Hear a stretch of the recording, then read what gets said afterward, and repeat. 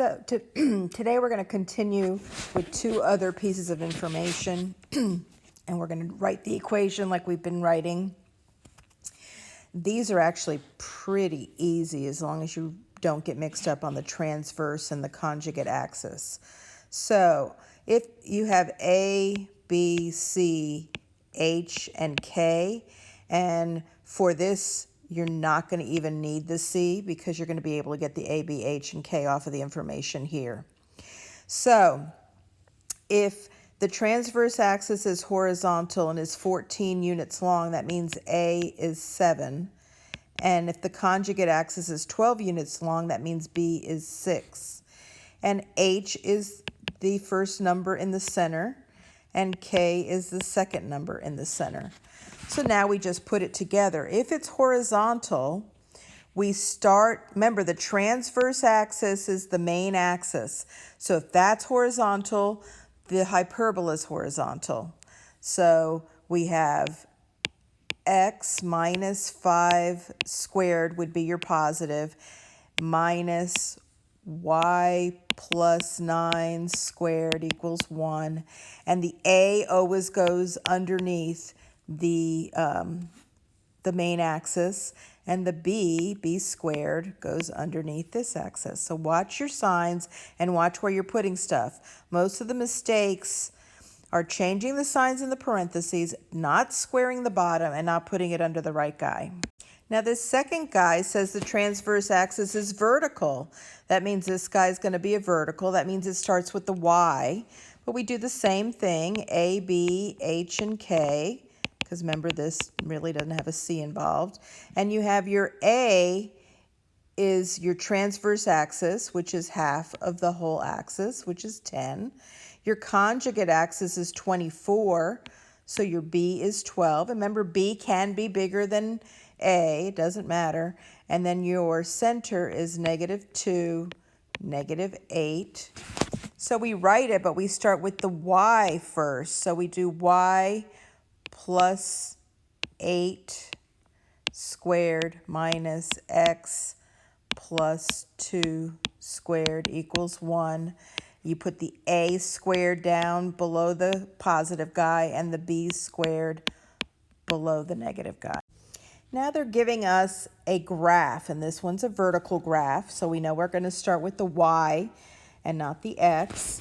So that's one clue there. The center looks like it's at 2, 0.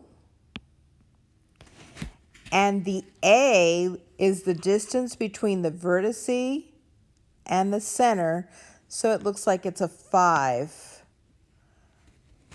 Okay, now there's a box here if you want to see it. This up here and up here is where it hits the axis. So we're going to draw that box this way. And it looks like your B is just 1. So let's see what happens now. So we start with the Y.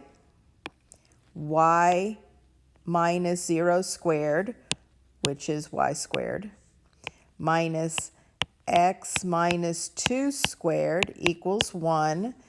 The 25 goes under the positive guy, and the 1 goes under the negative guy.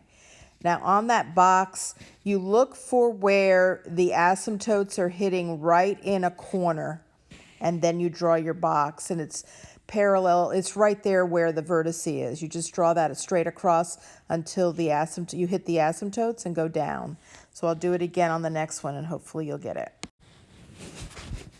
Okay, so on this one, I'm going to make this graph a little bit bigger so you can see it.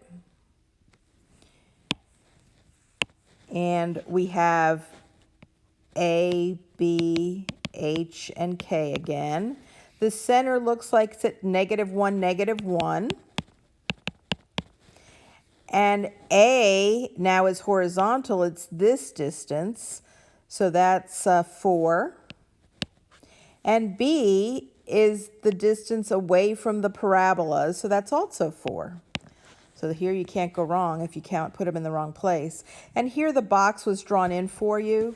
So if the box is there, you know where the A and B is. Remember, A connects the parabola to the center, and B is the other guy in the other direction. Well, we know this is horizontal, so we start with the X, and then we have the Y.